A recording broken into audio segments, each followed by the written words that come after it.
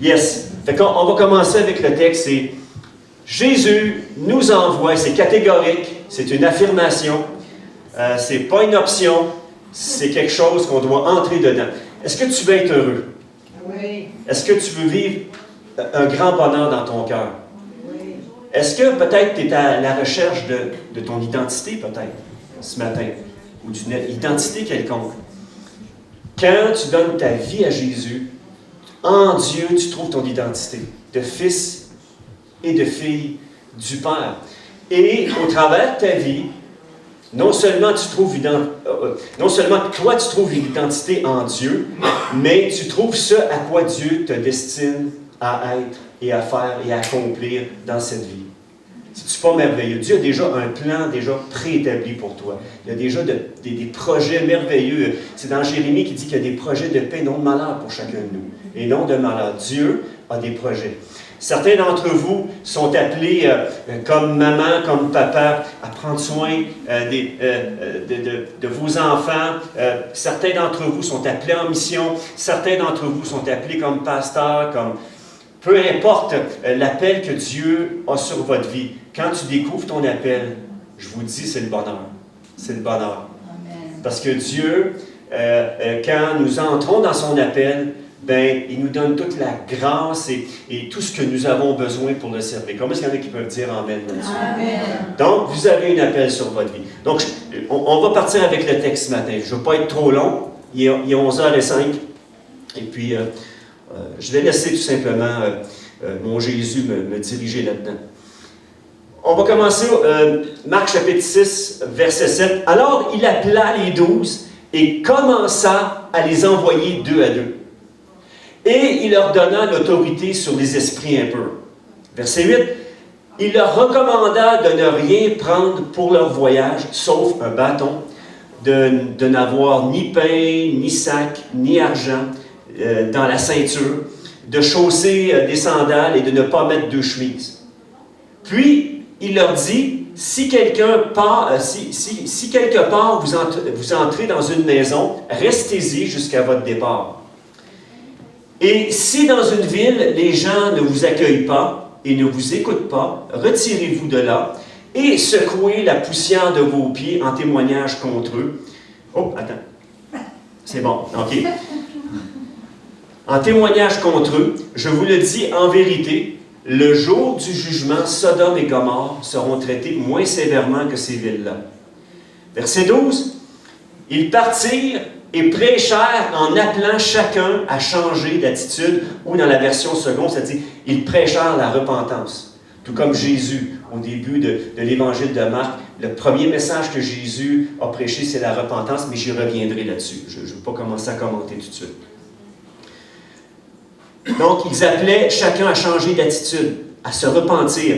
Ils chassaient beaucoup de démons, appliquaient de l'huile à beaucoup de malades et les guérissaient. Amen. Donc, Jésus envoie, on est dans la portion de l'évangile de Marc où maintenant Jésus envoie les 12 disciples en mission. Et aujourd'hui, on va entrer dans cette troisième section majeure de l'évangile de Marc. Et puis, au cours de cette étape-là de son ministère de Jésus, il accorde une plus grande importance à ses disciples. Donc là, c'est la première fois qu'il les envoie. Donc, avec Jésus, ils ont un temps de formation et Jésus leur montre par ses actions, par ce qu'il fait, ce qu'eux-mêmes sont appelés à faire aussi et à être. Et là, maintenant, ils sont dans cette étape-là où est-ce qu'ils sont envoyés. Et Jésus veut leur accorder une plus grande attention, tout simplement. Jésus va leur révéler. Et ce qu'on va voir ce matin, c'est que Jésus veut révéler par ses paroles, par ses actes, qu'il est vraiment ce qu'il est vraiment, ce que Jésus est vraiment dans sa puissance, dans sa personne, et ce qu'il peut faire aussi au travers de chacune de nos vies. Donc, dans le fond, ce que Jésus voulait faire avec ses disciples, il voulait leur révéler tout simplement sa puissance, mais au travers eux. Qu'au travers eux, il pouvait agir, que dans l'autorité de son nom, il pouvait agir en son nom pour faire des miracles, chasser des démons, apporter le message de repentance afin que les vies, les cœurs soient transformés, que les vies changent à tout jamais. Amen. Et c'est ce qu'il voulait faire au travers de ses disciples. Donc, dans le fond, un disciple, qu'est-ce que c'est? C'est un apprenti qui apprend à faire comme son maître. C'est tout simplement, on est des apprentis de Jésus. Et il y a des apprentis qui ont plus d'expérience. Et il y a des apprentis qui sont des nouveaux apprentis qui apprennent les choses à partir du début.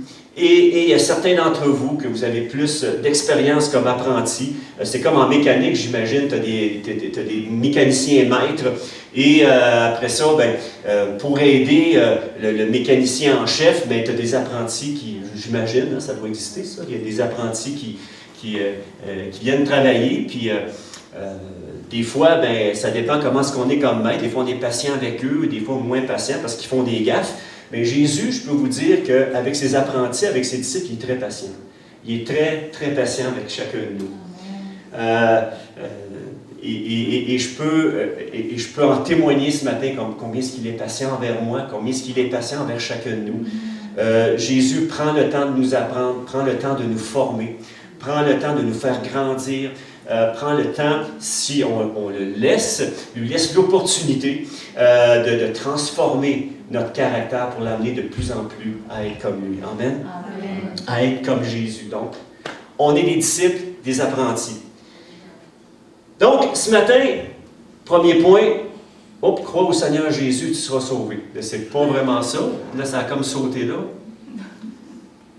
Attends. C'est comme s'il y a deux... juste fermer les autres puis ouvrir le mien, c'est pas grave. Ouais, il faut tout fermer les autres puis juste ouvrir mon PowerPoint. Fermez-les en bas. La petite icône qui est en bas, là, juste la fermer en bas. Vous fermez, puis après ça, vous rouvrez l'autre. Yeah! C'est bon! Gloire à Dieu. On a des techniciens qui commencent aussi. Donc, c'est ça, c'est correct. On vient d'en parler, donc c'est ça. Hey, merci beaucoup, Martin, d'être là ce matin. Vraiment, vraiment. C'est des choses qui arrivent. Donc, le premier point que j'aimerais vraiment partager avec vous ce matin, c'est-à-dire que vous puissiez vous laisser imbiber par la parole ce matin, parce que ce qui va être annoncé ce matin, c'est sa parole. Et puis, le Seigneur nous appelle à saisir notre destinée, à saisir ce à quoi nous sommes appelés en tant que fils et filles du Père. Amen. Donc, Jésus t'appelle premièrement pour accomplir sa mission. Est-ce que tu vas répondre oui ce matin, par la foi? Oui. Tu sais, peut-être tu peux te dire ce matin, il me semble que il me manque des choses dans ma vie, j'ai peut-être pas l'instruction qu'il faut, j'ai peut-être pas les qualités requises. Le Seigneur, c'est pas ça qu'il demande. Il demande ton cœur, puis après ça, il s'occupe. Il s'occupe de faire exploser les dons en toi. Il s'occupe de t'emmener les formations que tu as besoin. Mais si tu réponds oui à Jésus, lui te prend en charge ensuite. Jésus a pris en charge ses disciples. Il les a jamais laissés tomber. Même si les disciples, parfois, l'ont laissé tomber. Jésus n'a jamais laissé tomber ses disciples. Des fois, on va se sentir incompétent devant la tâche, et puis c'est correct, parce que ça nous apprend à dépendre de Jésus et à tous les jours à dépendre de Jésus. Donc ce matin, on n'a aucune excuse de dire non. Mais écoutez, je ne vous dis pas ça pour faire de la pression sur vous, mais si on répond oui à l'appel, Dieu va dire, regarde, je vais te donner la grâce et la force d'accomplir ta mission, ce à quoi tu es appelé. Amen. Amen. Amen. Ce côté-là, ça dit Amen. Ça dit moins Amen ce côté-là. C'est correct, mais je dis ça de même, là. C'est bon. Amen. C'est bon. Merci, Alain. Merci, Alain. Non, je ne vous oblige pas, là. C'est ça. Il y en a des fois des prédicateurs ou des gens qui vont carburer à ça, mais moi, je trouve juste ça drôle, un petit peu. C'est bon. Donc, ce matin, le premier point que j'amène, c'est qu'il va t'envoyer faire les choses comme lui le ferait. Un disciple est appelé à imiter son maître que le but ultime de ta vie soit être de plus en plus comme Jésus. Si ton désir est être de plus en plus comme Jésus, inquiète-toi pas. Le Saint-Esprit va te diriger ce à quoi tu es appelé à être et à faire. Est-ce que je peux entendre amène là-dessus? Et c'est important, là. C'est important de saisir ça. C'est vraiment important. Éphésiens 2,10 nous dit, mâchez-le ce verset-là. Vous allez le digérer ce matin.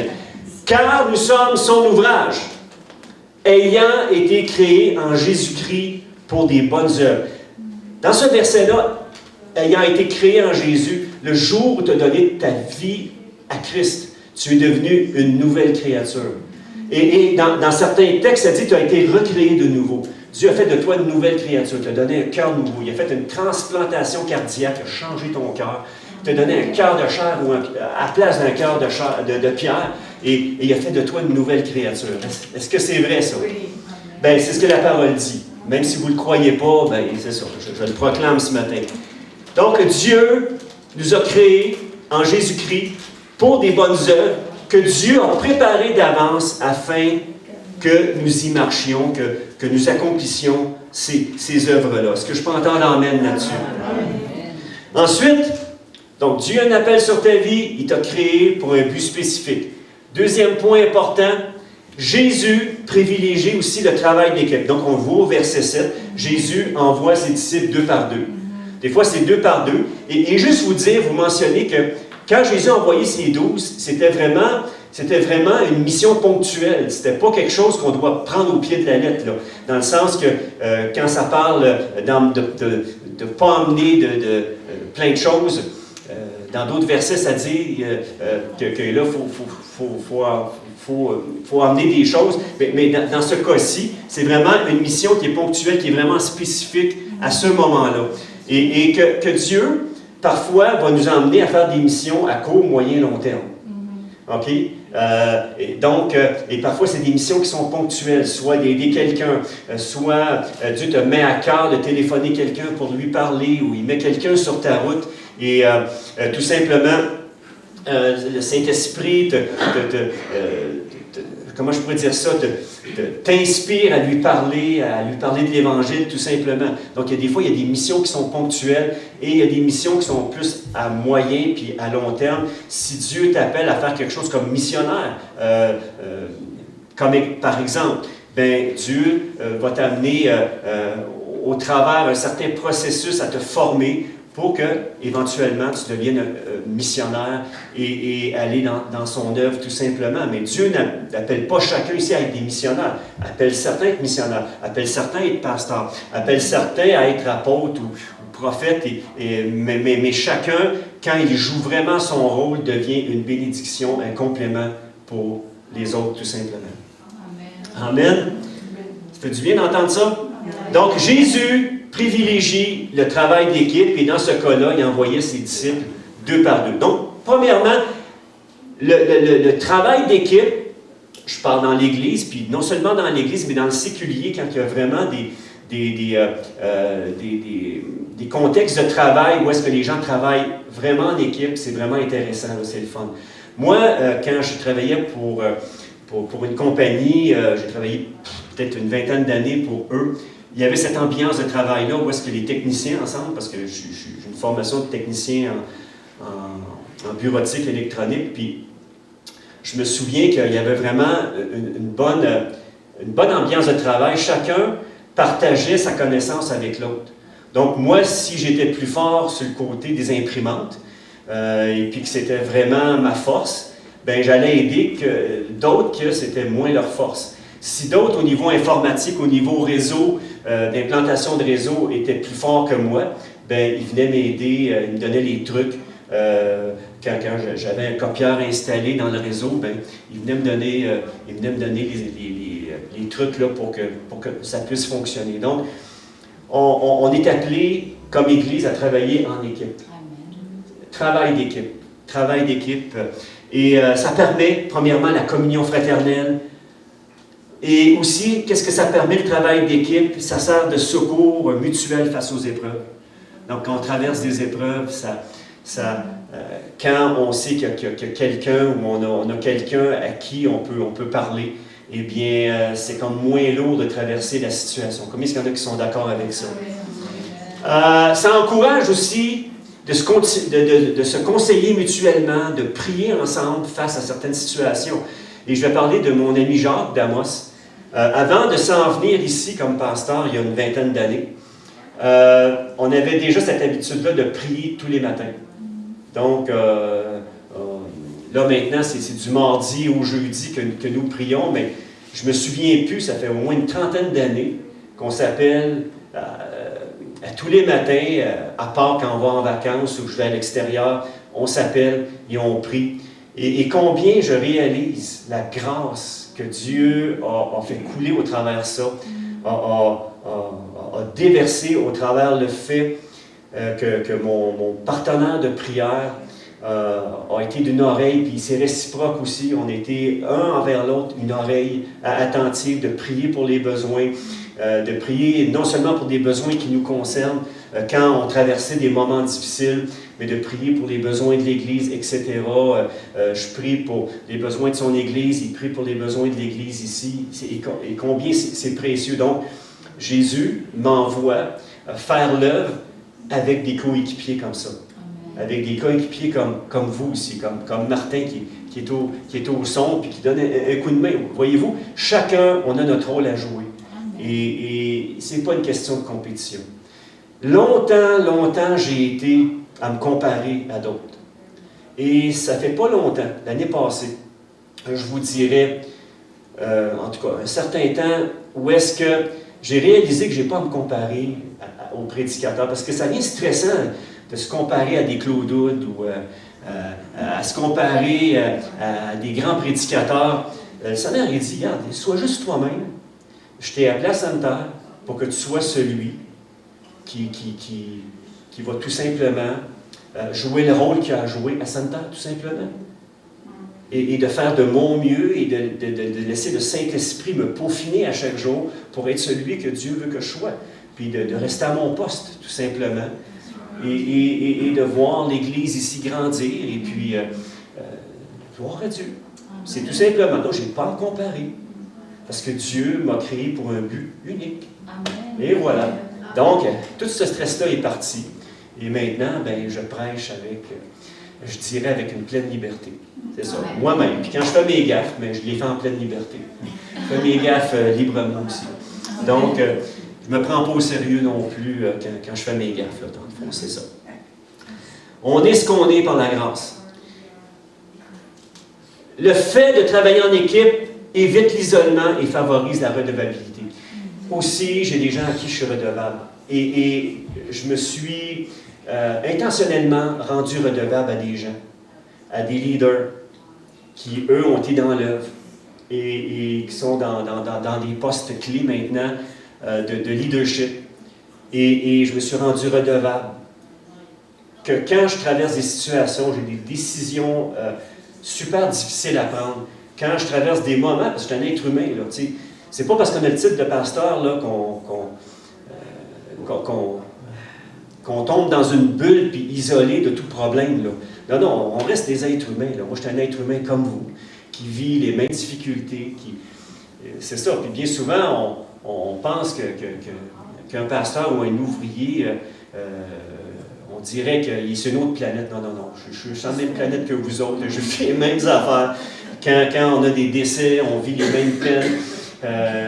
Là, présentement, on voit nos parents vieillir, ils sont malades, et puis ça vient nous chercher, on s'en occupe du mieux qu'on peut, mais on est tous dans ce processus-là.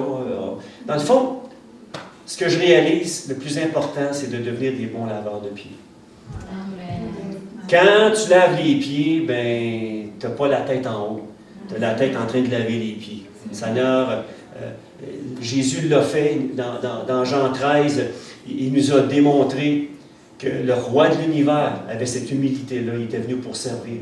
Et Dieu nous appelle pour être au service des uns des autres et le faire avec tout notre cœur. That's it, that's all. Yes. Deuxième petit point. Ah oui, un autre point aussi. Pourquoi c'est important le travail d'équipe? Parce que quand on est deux, ça rend, selon la loi, on devient des témoins valides parce qu'on est deux.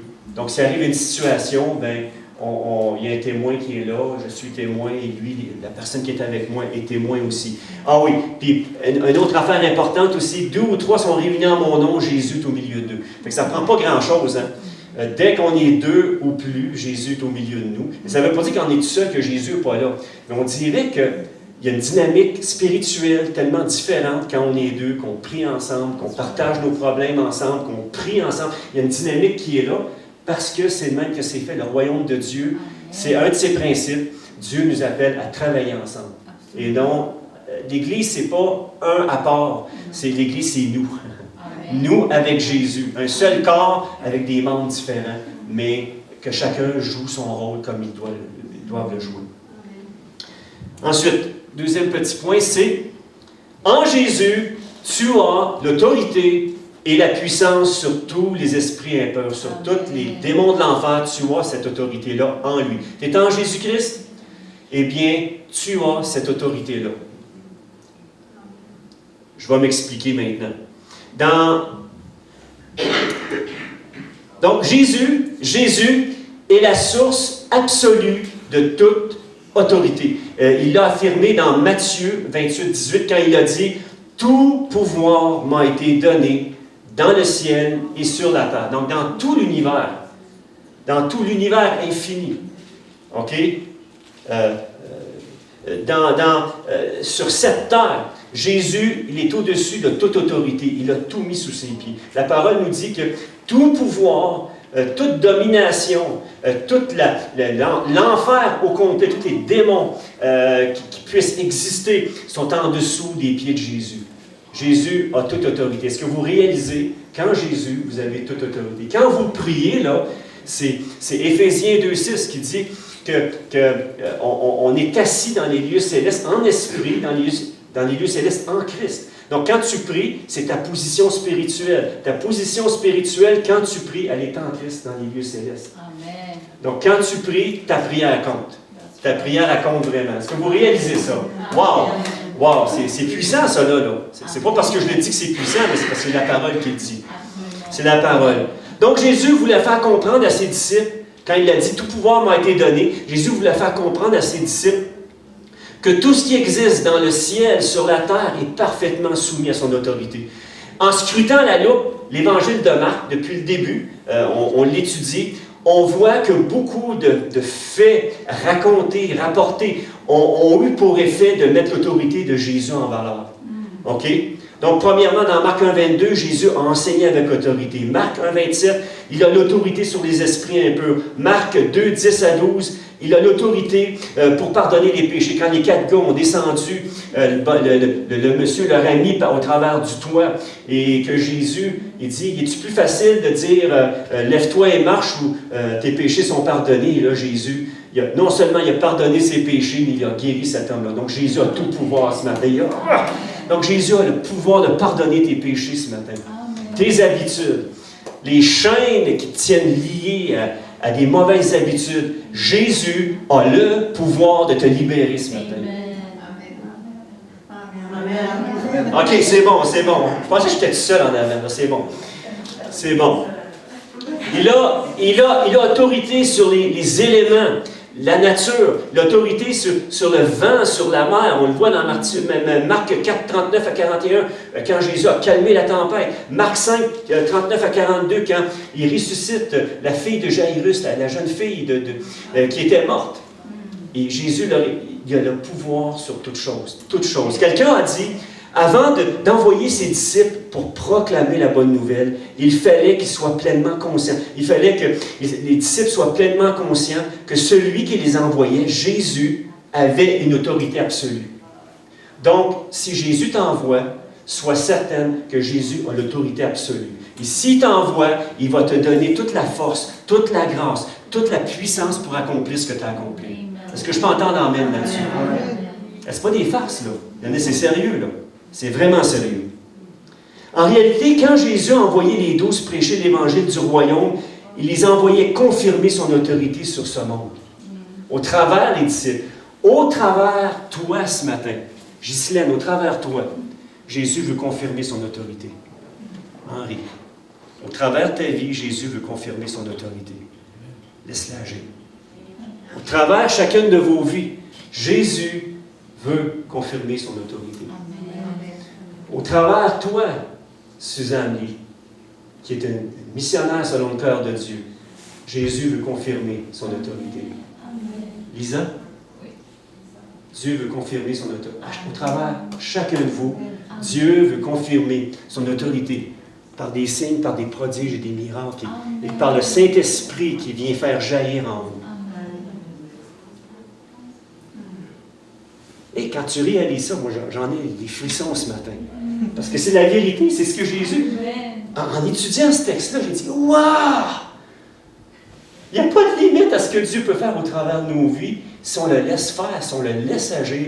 Il n'y a aucune, mais aucune espèce de limite à ce que Dieu peut faire dans nos vies. Amen. La première des choses, abandonne ton cœur à Jésus.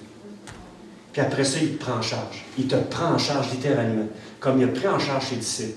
Et qu'au bout du compte, il les a envoyés dans sa moisson. On regarde les actes des apôtres. Vous savez que Acte 28 n'a pas de fin.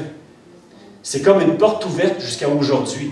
Nous sommes la continuité d'Acte 28 aujourd'hui. All right. C'est bon, hein? C'est le Saint-Esprit. Amen. Luc 10, 19. Ah, je pense que...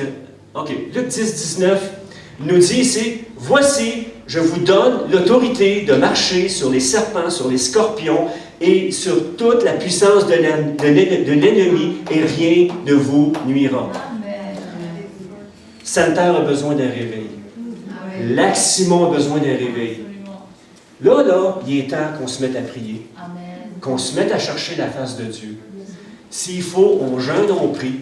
Mais je réalise plus que jamais que les âmes pour Dieu, c'est précieux. Pour Jésus, il est venu pour délivrer les captifs, briser les chaînes des gens. Et le rôle de l'Église, c'est justement d'aller. On va le voir ce matin plus que jamais. C'est d'aller. C'est d'aller tout simplement. Point important, Jésus va te donner des directives aussi spécifiques à ta mission. Jésus veut t'amener à lui faire confiance, à sortir de ta zone de confort. Par une obéissance volontaire, Jésus veut nous apprendre à dépendre entièrement de lui. Est-ce que tu es volontaire ce matin? Est-ce que tu te portes volontaire à lui faire confiance? À dire, OK Seigneur, coûte que coûte, je vais te faire confiance. Je vais te donner tout ce que j'ai. Puis en retour, Seigneur, je le sais, parce que tu le dis, parce que tu l'as dit, tu vas prendre soin de moi. Et tu vas faire de moi ce que tu désires que je sois, tout simplement. C'est bon, ça? Oui. Moi, j'aime ça. Donc, par une obéissance volontaire, il va te donner toutes les ressources spirituelles et matérielles dont tu as besoin ce matin. Il va te donner tout ce que tu as besoin. Si tu cherches premièrement Dieu, son royaume, sa volonté, toute chose va t'être donnée par-dessus. Et c'est une promesse de Jésus ce matin. Ce sont des paroles de vérité ce matin. Laisse la vérité toucher ton cœur.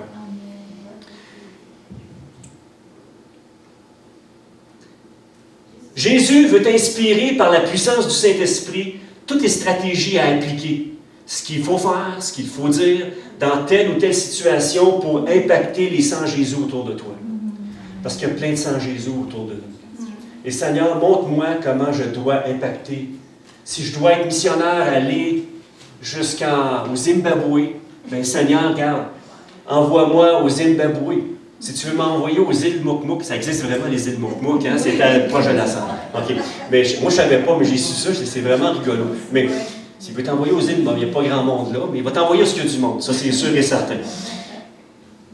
Juste te dire ce matin, Jésus veut t'inspirer par la puissance du Saint-Esprit. Il veut inspirer l'Église à comment rejoindre notre communauté. Il veut inspirer ceux qui sont à Lac-Simon, comment la communauté puisse être impactée par la puissance du Saint-Esprit. Je pense que le Seigneur veut nous réveiller ce matin. Il veut nous shaker comme il faut. Il veut faire sortir de nous ce qui bloque pour qu'on puisse le servir vraiment d'une façon libre.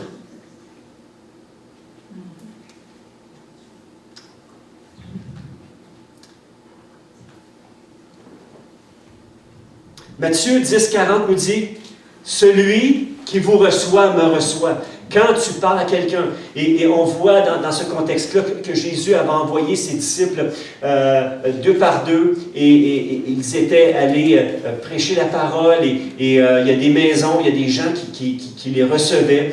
Et Jésus a dit, celui qui me reçoit, donc dans le fond, s'il recevait les disciples, c'est qu'il recevait le message de Jésus aussi, le message du salut, le message de repentance. Et Jésus dit, celui qui me reçoit, qui vous reçoit, en tant que disciple, me reçoit. Parce qu'on est représentant de Jésus, on est, dans le fond, on est ses ambassadeurs. On appartient au pays céleste. Oui, hein? On appartient au pays céleste. On appartient au royaume de Dieu. Quand tu es passé des ténèbres à la lumière, de la mort à la vie, ben, vous êtes des princes et des princesses de Dieu, tout simplement. Dans le fond, Jésus est notre frère. Il est le roi des rois, celui qu'on doit adorer. Mais nous, on est des fils. Ça dit que nous sommes enfants de Dieu. Enfant, c'est quoi? Un enfant, c'est le fils à papa. C'est ça. Ou c'est la fille à papa. Hein? Puis c'est le fun d'être un fils ou une fille à papa. Parce que notre Père Céleste nous aime vraiment. Donc, si on est appelé à régner, mais c'est en tant que fils et fille, mais on est aussi, puis là, j'exagère pas, on est des princes aussi. Puis vous êtes des princesses. Non. Je me trompe-tu? Théologiquement, ça se tient. C'est ça qu'on est. Jésus est notre frère. Il est le prince des princes. Il est notre grand frère qui a payé le prix pour nous racheter. Wow! Wow! Le Seigneur m'a brassé cette semaine. Amen. Fait que c'est ça que vous faites brasser aujourd'hui.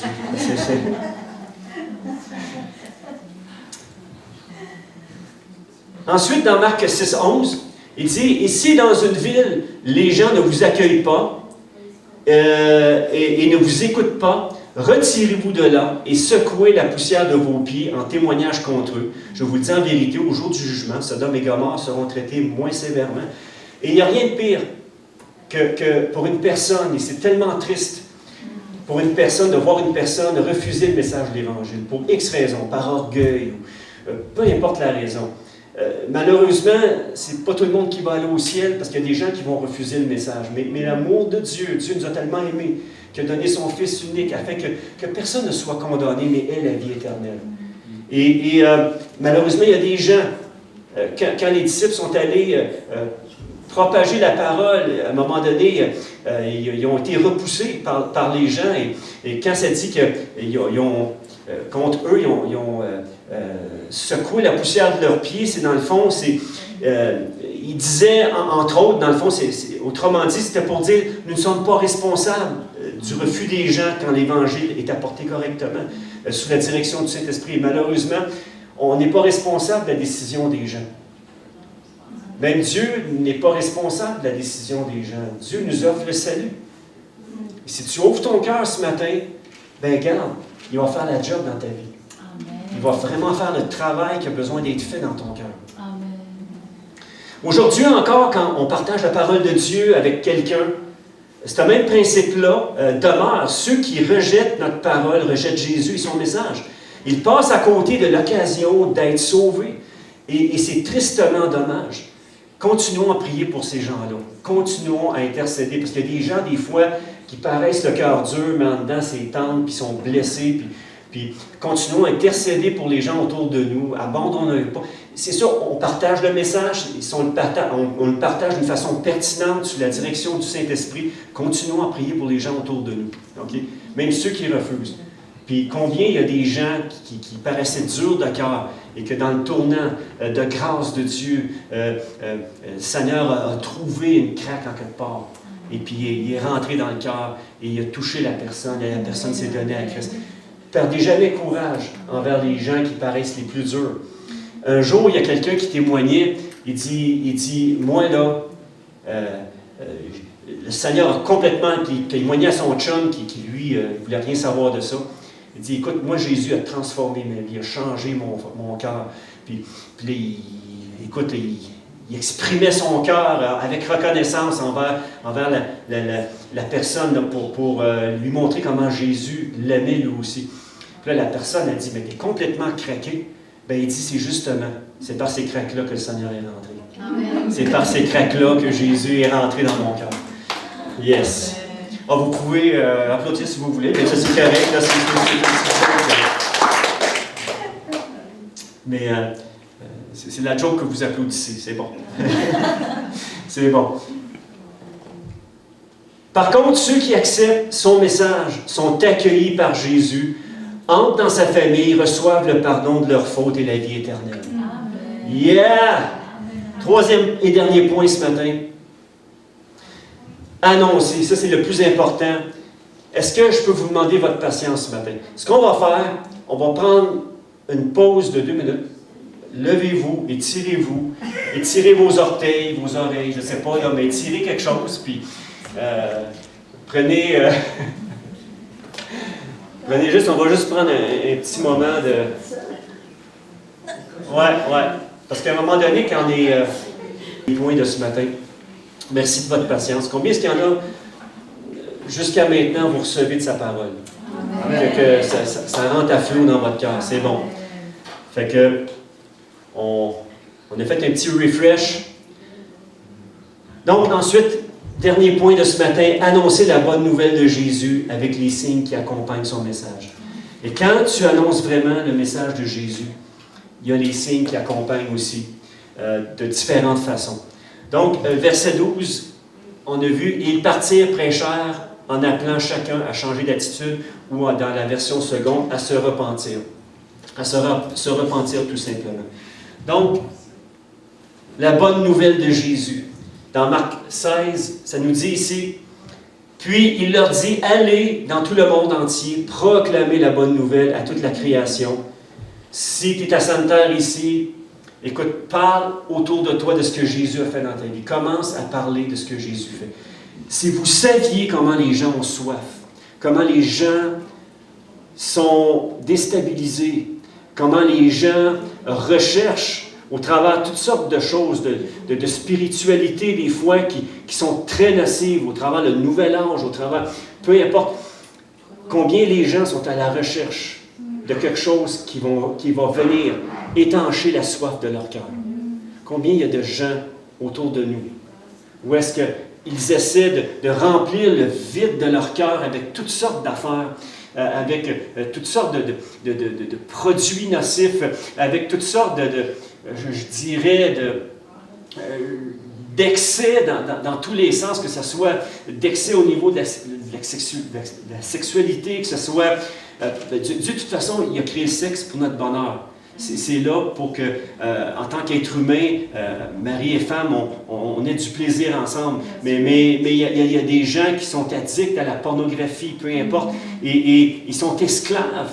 Ils ne peuvent plus se défaire. Ils cherchent à remplir le vide de leur cœur. Combien il y a de gens autour de nous qui souffrent de toutes sortes d'affaires, de traumas, de blessures que seul Jésus peut guérir.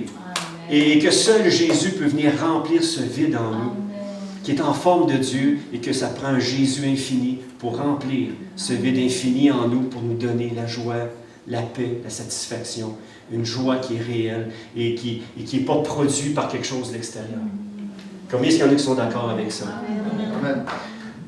Thomas Hale a dit, la bonne nouvelle de Jésus, je suis perdu dans mes affaires.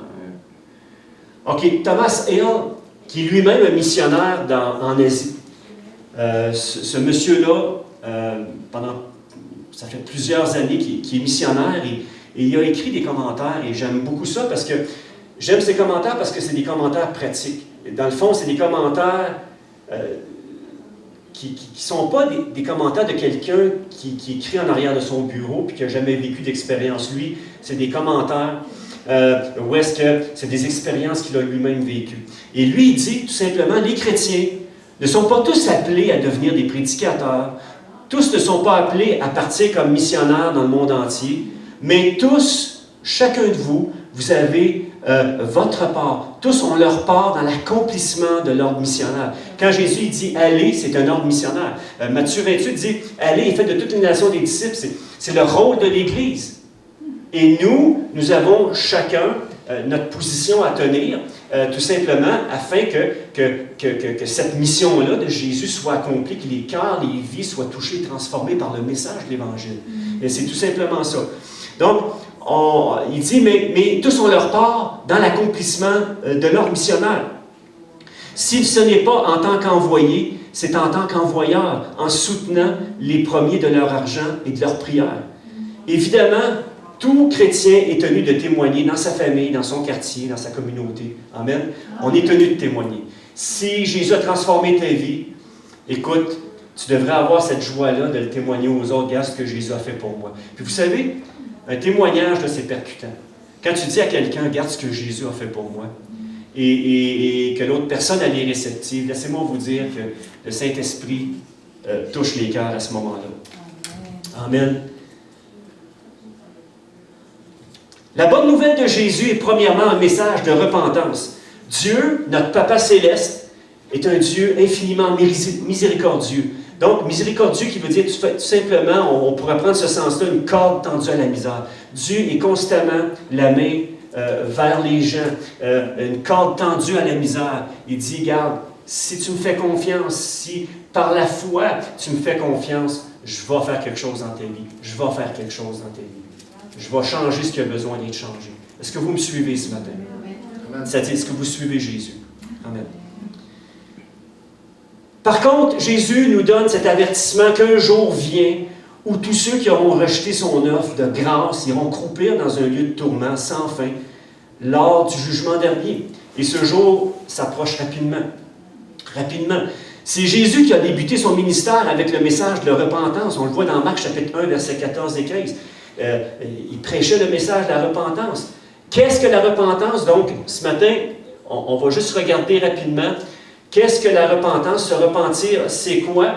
Donc, ça exprime quoi exactement? Donc, quelqu'un a dit que l'action de se repentir se définit comme un changement radical dans nos pensées et se traduit par un changement complet de notre cœur et de nos actions. Lorsque nous nous détournons de notre état d'égocentrisme et d'incrédulité pour nous tourner vers un état de confiance et de dépendance envers Jésus, nous commençons à vivre de profonds changements intérieurs que produit la repentance. Donc, par sa grâce seule, nous pouvons vivre cette expérience merveilleuse. Tu peux vivre cette expérience-là. La repentance, c'est un processus. Même après que tu es sauvé, que tu as donné ta vie à Christ, la repentance, c'est un processus qui est permanent. C'est une démarche qui consiste à constamment aligner nos cœurs et nos vies sur Jésus, sur le royaume de Dieu et sur sa parole. Amen. Dieu nous transforme. Et vous savez, écoute, je suis le premier des gaffeurs.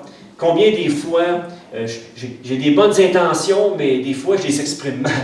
Et puis, on fait des gaffes. On en fait toutes des gaffes. On en fait toutes des bêtises, des gaffes. Mais la grâce de Dieu, elle est là. Et quand on fait une erreur, OK, Seigneur, ben, viens m'aider dans ce problème-là, dans cette mimique-là, ou peu importe, mais merci, Seigneur, que tu viennes m'aider. Et là, c'est une attitude, tout simplement, la repentance, c'est une attitude de désir de changement, de désir que Jésus me transforme de plus en plus à son image. Donc, c'est par sa grâce seule que nous pouvons vivre cette expérience-là. Je vais aller un petit peu plus rapidement. La repentance, c'est un processus qui est permanent. Donc, Jean, je peux essayer de prendre ça pour changer, mais ça ne marche pas. Voyez-vous, regarde, c'est une petite gaffe là. Donc, Jean 14, 21 dit « Celui qui m'aime vraiment, c'est celui qui retient mes instructions et s'applique à les observer. Mon Père aime celui qui m'aime, moi aussi. Je lui témoignerai mon amour et je lui révélerai qui je suis. » Est-ce que tu veux faire vraiment ce que Jésus te demande? Ça va te demander de mourir à toi-même. Ça va t'amener à prendre des décisions, des fois, que tu vas trouver, ou que ta chair va trouver que ça ne t'avantage pas du tout. Mais que dans le royaume de Dieu, ça va t'avantager parce que ça va permettre à Dieu de travailler fortement dans tes vies. Amen.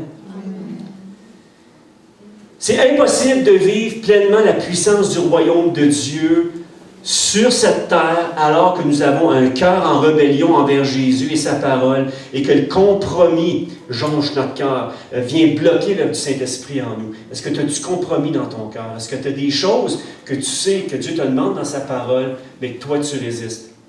Bien, ça fait que ça bloque l'action du Saint-Esprit dans ta vie. puis tu n'es pas heureux du tout. Puis même si tu essaies de me faire croire que tu es heureux, c'est impossible. Tu ne peux pas être heureux tant que tu as du compromis dans ta vie. Puis si tu ne le sais pas, ben écoute, cet esprit va toucher ton cœur. Une véritable repentance est produite par un puissant acte de conviction du Saint-Esprit à travers la prédication de l'Évangile. Oh, je l'avais ici. En effet, Paul disait, je n'ai point honte de l'Évangile, c'est la puissance de Dieu pour le salut de quiconque croit. Ce qui est prêché à matin, là, c'est la puissance de Dieu. Ce n'est pas en fait le prédicateur autant que la parole qui est prêchée dans toute son intégralité qui fait le changement dans nos cœurs et dans nos vies. Amen. C'est la puissance de Dieu pour le salut de tout homme qui croit, du juif d'abord, mais aussi du non-juif. Une repentance authentique vient affecter directement tout notre être entier, notre intelligence, nos émotions, notre volonté. La repentance m'amène par la foi en Jésus à recevoir le pardon de mes fautes, de mes péchés, par son sang versé pour moi, en m'accordant la vie éternelle en retour. Donc les preuves qu'une personne est réellement passée par une réelle repentance sont les fruits de cette repentance-là. Donc les fruits de la repentance sont le résultat visible que quelqu'un a vraiment donné son cœur à Christ, qui a vraiment un cœur nouveau que Jésus a greffé dans sa cage thoracique spirituelle. Et il y a un changement de comportement obligatoire qui est là. Ça se fait. Et il y a une véritable croissance spirituelle, une générosité qui est renouvelée, il y a une réconciliation des relations, un témoignage d'une nouvelle transformation. Ces fruits-là, la repentance témoigne de la réalité que notre repentance et notre engagement envers Jésus-Christ, notre Sauveur et notre Maître, est réel. C'est vraiment là, c'est réel. Je termine avec ce dernier point. C'est vraiment une fin authentique. La puissance du Saint-Esprit doit nous accompagner, c'est-à-dire que la puissance du Saint-Esprit nous accompagne, là j'ai oublié le « et », là, doit nous accompagner ou nous accompagne pour que les gens soient impactés par la bonne nouvelle de Jésus. Jésus a promis que ceux qui croiront recevront le pouvoir de chasser les démons, de parler de nouvelles langues. Ils seront capables de saisir des serpents. Comme l'apôtre Paul, c'est plutôt le serpent qui l'a saisi, mais il n'est rien arrivé. Le serpent l'a mordu. Il était échoué sur une île et le Patmos, Crète ou Patmos, c'est Patmos, hein, c'est ça. Donc, sur l'île, et puis le serpent est sorti du feu, il l'a mordu, il n'y a rien arrivé. Combien d'histoires de missionnaires que j'ai entendues où est-ce que, littéralement, il y a des gens qui se sont fait mordre, que littéralement, ils sont arrivés dans des tribus, et puis le gourou de la tribu, il y a un nom pour ça, là, le sorcier de la tribu, donnait un breuvage mortel. Puis eux autres, ils pensaient que c'était pas mortel, là, les missionnaires, puis ils buvaient le breuvage mortel, mais ça faisait aucun mal. Et puis j'ai entendu une histoire qu'il y a un des sorciers qui dit « Voyons, ça marche pas mon truc, ils sont même pas morts, ils étaient supposés de mourir sur le coup ou dans les minutes qui suivent. » Puis lui-même, il teste son breuvage, puis il meurt, lui. Il teste parce que c'est comme, il doutait de son breuvage mortel. C'est un témoignage que j'ai entendu. Ouais, mais Dieu est avec toi. C'est justement, regarde, c'est ça, c'est justement, tu sais, si Dieu nous demande de marcher sur une certaine voie, s'il nous appelle dans un certain ministère, il va nous donner toute la grâce qui vient avec pour tout surmonter. Écoute, il y a une chose qui est certaine, c'est que quand Dieu nous appelle, il nous fait sortir de nos zones de confort. Nous autres, on est habitués d'être confortables dans nos petites affaires. Mais si Dieu nous appelle, parfois, je vais vous dire, puis je dirais la plupart du temps, il nous fait sortir de nos zones de confort. Donc, en fait, tout au long du Nouveau Testament, nous constatons que la prédication de l'Évangile s'est fréquemment accompagnée de signes et de miracles. Ils étaient accomplis par la puissance du Saint-Esprit. C'est ce que nous avons besoin ce matin. Je termine avec ça. Oublions jamais que si nous sommes des chrétiens nés de nouveau, c'est parce que quelqu'un est venu à nous, un disciple de Jésus est venu à nous dans notre ville, dans notre lieu de travail, ou un message que nous avons entendu sur Internet pour nous parler de Jésus. Donc, dites-vous, moi je suis venu à l'Évangile parce que quelqu'un a eu le guts de mettre des traités, puis qui m'en a parlé, puis qui m'a invité à l'Église. Puis aujourd'hui, ben, vous êtes obligés de m'endurer. C'est ça. Non, je dis ça en riant. Mais ce que je vous dis, je rends vraiment grâce à Dieu. pour tout ce qu'il fait au travers de nos vies. Si tu es là ce matin, c'est parce que quelqu'un t'en a parlé. All right? Ça se fait de bouche à oreille. On termine avec ça ce matin. Oui, il y a des annonces aussi. Écoutez. Tu es saint. Tu es saint. Tu es saint. Tu es saint.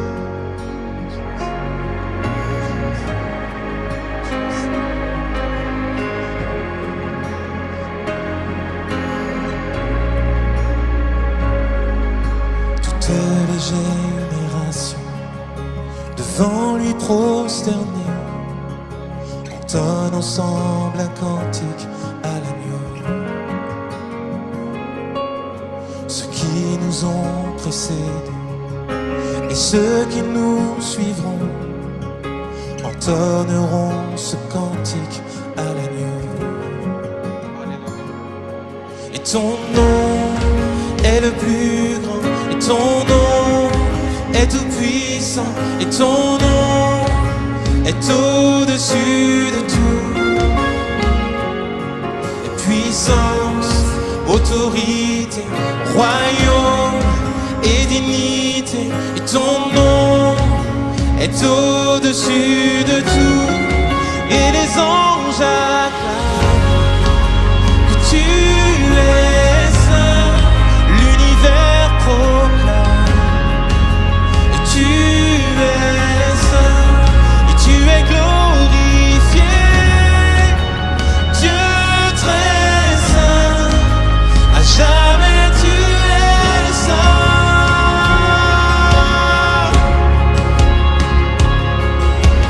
Vous qui l'a pardonné, vous qui l'a racheté, venez chanter ce cantique à l'agneau.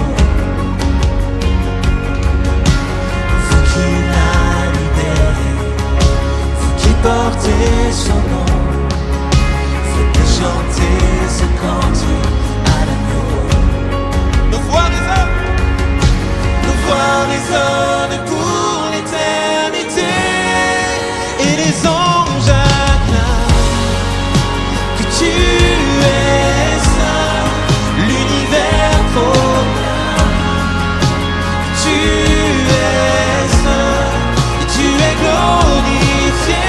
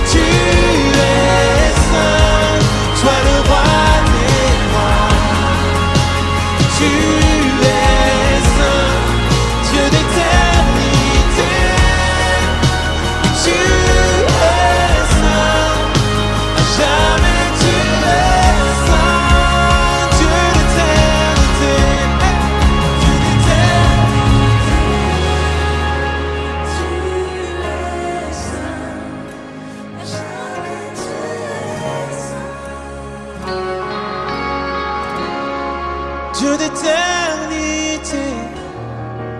Oui, tu es saint, à jamais tu es saint.